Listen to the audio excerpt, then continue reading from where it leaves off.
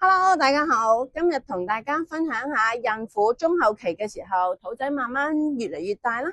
咁我哋側腰呢啲位置咧，成日都會俾拉扯住啦。包括我哋要側向左邊瞓，咁都成日壓住我哋左邊啲肌肉嘅，咁令佢緊張啦。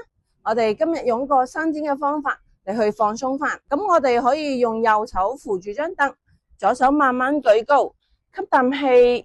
呼氣嘅時候，慢慢側彎去右邊，你會覺得側腰有少少嘅拉扯感嘅，喺呢度停留15到20秒。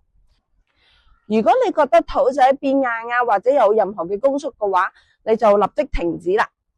咁我哋又慢慢翻嚟，吸啖氣，呼氣再落。你可以如此做3組嘅。咁我哋做完左邊，再做右邊。